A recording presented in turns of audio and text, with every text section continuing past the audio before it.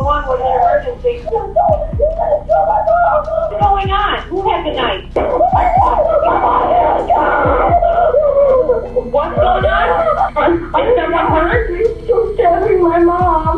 She stabbed your mom? Yeah. Please, 251 Chagrin Drive, let us know it's bad, but attention. Imagine a home that seems perfect from the outside. A loving couple, their children, and a foster daughter given a second chance at life.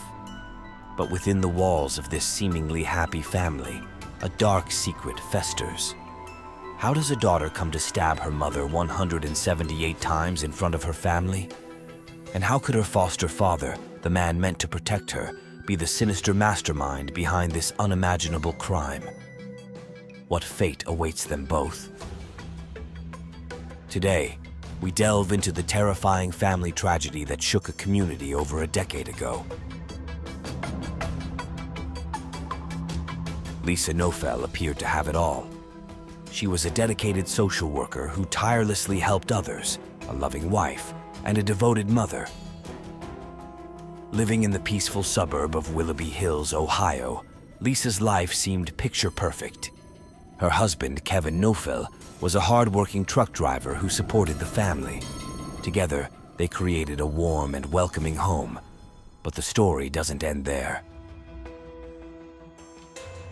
In 2011, 16-year-old Sabrina Zunich entered their lives. Sabrina, a troubled teen placed in foster care, found a new home with the Knoefels. She was given a chance to start over, to be part of a loving family. On the surface, it seemed like the perfect solution for everyone involved. Yet beneath this veneer of happiness, dark secrets lurked. Little did anyone know, the relationship between Sabrina and Kevin was far from innocent. As Sabrina settled into the Knoefel household, the dynamics began to shift. Lisa's kindness and motherly care provided Sabrina with the stability she desperately needed. Kevin's charm and fatherly guidance seemed to complete the family picture. But behind closed doors, things were not as they appeared.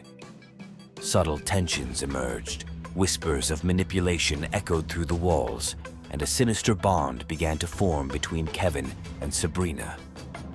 Kevin, the man who should have protected his family, began to exploit Sabrina's vulnerability. He groomed her, starting with fatherly affection and slowly escalating to inappropriate behavior. Kevin would confide in Sabrina, creating a sense of intimacy and dependency. He isolated her from Lisa and manipulated her emotions, making Sabrina feel that Lisa was the enemy, someone who stood in the way of their special relationship. Kevin's manipulation deepened, convincing Sabrina that they could be together if Lisa was out of the picture. He painted a picture of a future where he and Sabrina could live freely, unburdened by Lisa's presence. This twisted fantasy took root in Sabrina's mind, warping her perception of reality and driving her to commit an unthinkable act. On the night of November 16, 2012, the Knoefel household was plunged into a nightmare. Sabrina Zunich, driven by Kevin's manipulation, took a knife and entered Lisa's bedroom. In a frenzied attack, she stabbed Lisa 178 times, leaving her dead. Lisa's two young daughters, just 6 and 3 years old, were in the house during the attack. They heard their mother's screams and the sounds of the struggle. In a state of shock and fear, they witnessed the horrific scene unfold, their lives forever scarred by that night. The attack began when Sabrina, dressed in dark clothing and gloves, approached Lisa's bed. Lisa woke up to the sight of Sabrina standing over her with a knife. A struggle ensued, with Lisa fighting desperately for her life, but Sabrina, fueled by a mix of fear, confusion, and manipulation, overpowered her. Kevin, conveniently absent during the murder, returned home to a scene of chaos. His initial reactions and behavior raised suspicions, but he maintained his innocence. The police, however, were not convinced. The investigation into Lisa's murder was intense and thorough. the police meticulously gathered evidence, piecing together the puzzle of that fateful night. Sabrina, overwhelmed by guilt and fear, eventually confessed to the crime. But her confession revealed more than just her own guilt. Sabrina exposed the dark truth about Kevin's role in the murder. She detailed how he had manipulated her, using her vulnerabilities to turn her into his pawn. Kevin's arrest followed as the evidence against him mounted.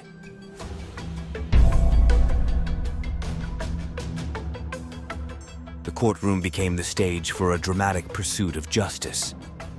Sabrina Zunich's trial unveiled the extent of Kevin's manipulation. Her defense painted a picture of a young girl coerced into committing a heinous crime. The prosecution, however, focused on the brutal nature of the murder. Ultimately, Sabrina was convicted of murder and sentenced to life in prison with the possibility of parole after 30 years. Kevin Knoefel's trial was a gripping spectacle. His defense team struggled to counter the overwhelming evidence and Sabrina's damning testimony. The prosecution presented a compelling case, detailing Kevin's manipulation and deceit. In the end, Kevin was convicted of conspiracy to commit aggravated murder and sentenced to life in prison with the possibility of parole after 30 years. As we reflect on this tragic story, we are left with many questions. Did Sabrina tell the whole truth? Was she the primary mastermind, or was she entirely under Kevin's control? And what does this case say about the foster care system and its ability to protect vulnerable children? Thank you for watching. If you have thoughts or insights about this case, please share them in the comments. Let's continue the conversation and work towards preventing such tragedies in the future.